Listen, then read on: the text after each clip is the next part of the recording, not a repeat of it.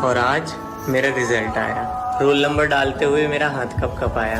आंखें खोलने से डर लग रहा था, एक्सप्रेस नहीं कर सकता, इतना अजीब लग रहा था। और जब आंखें खोली तो देखा 89%, पर वो एक, खैर छोड़ो। मैंने अपने मार्क्स अपने पेरेंट्स को बताए और उन्होंने कहा कि 1% और ले आता। पड़ोस वाले अंकित के 91% आए हैं, थोड़ा और पढ़ लेता तो तेरा क्या जाता। और मेरे फेस पे स्माइल तो थी, लेकिन अब आंखों में आंसू भी आने लगे। मेरी पीठ थपथपाने की बजाय सब मुझे बातें सुनाने लगे। लेकिन कौन समझाए कि 10th की मार्कशीट सिर्फ बर्थ प्रूफ और 12th की मार्कशीट सिर्फ कॉलेज के एडमिशन तक ही बेस्ड है। साला IIT JEE छोड़ो, यहाँ तो DU में इतनी रेस है।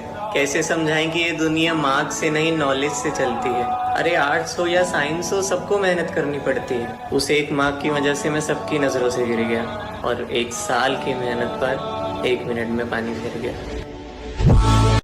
रिजल्ट से एक रात पहले गोपाल ये सोचकर परेशान हो रहा था कि कल क्या होगा मेरा, मैं कहीं फेल तो नहीं हो जाऊंगा। और अगले दिन गोपाल अपने पापा के साथ घबराता हुआ अपनी 9th क्लास का रिजल्ट लेने जब स्कूल पहुंचा तो उसके सर बोले, देखो गोपाल, 2 नंबर की वजह से आपकी मैथ्स में बैक आई है। बस इतना सुनते ही गोपाल के पापा उस पर चिल्लाते हुए बोले, मैंने तुझे कितना समझाया था कि पढ़ ले, लेकिन तूने मेरी नहीं सुनी, अब देख हो गया ना फेल। अरे भाई साहब, आप गुस्सा क्यों कर रहे हो? गोपाल के सर ने समझाते हुए बोला, कंपार्टमेंट ही तो आई है, फेल थोड़ी ना हुआ है। और वैसे भी जब तक मैच चल रहा हो उसका रिजल्ट थोड़ी ना तय किया जा सकता है। सर की बातें सुनने के बाद गोपाल और उसके पापा दोनों का हौसला बढ़ गया, जिसके बाद गोपाल को उसके पापा ने एक और मौका दिया अपने आप को साबित करने का। जिसके बाद गोपाल ने मोबाइल, टीवी, गेम और अपने दोस्तों से मिलना बंद करके जी जान से कंपार्टमेंट के पेपर की तैयारी में जुट गया। और एग्जाम के बाद रिजल्ट देखकर उसके पापा बेहद खुश थे, क्योंकि गोपाल ने अपने पूरे स्कूल में मैथ के कंपार्टमेंट के पेपर में सबसे ज्यादा मार्क्स का स्कोर किया था।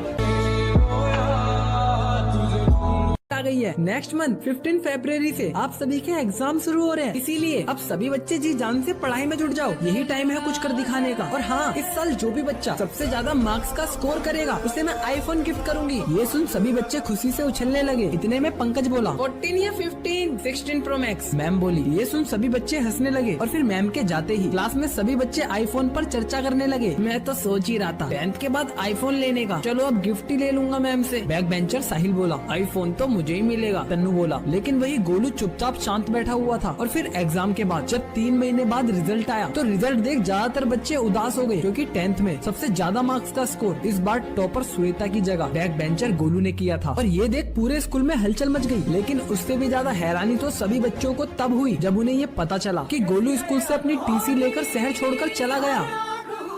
एक माँ ने अपने बच्चे से मार्कशीट मांगी। बच्चे ने मार्कशीट दिखाई, जिसमें उसे गणित में 100 में से 90 अंक प्राप्त हुए थे। माँ ने मार्कशीट देखी और उसे जोर जोर से पीटने लगी। फिर बोली, तुम कब से इतने समझदार हो गए? जरूर तुमने 9 के 90 करे हैं। 0 अपने आप पढ़ाते हो। बोल बोल कर बस उसे पीटे ही जा रही थी और बच्चा बेचारा रोए जा रहा था। बच्चा हाथ जोड़ जोड़ कर बोल रहा था कि माँ, मैंने 0 नहीं बढ़ाया। मगर माँ कुछ सुनने के मूड में नहीं थी और उसे बस पीटे ही जा रही थी। 3 साल बाद माँ ने अपने बच्चे से फिर से पूछा कि सच सच बताओ, तुमने 0 बढ़ाया था? बच्चे ने कहा, नहीं माँ, मैंने 0 नहीं बढ़ाया था। माँ ये सुनकर फिर से गुस्सा हो गई और बच्चे को पीट कर चली गई। फिर बच्चा रोते हुए बोला कि दोस्तों, मैंने 0 नहीं बढ़ाया था, मैंने तो 0 के आगे 9 बढ़ाया था।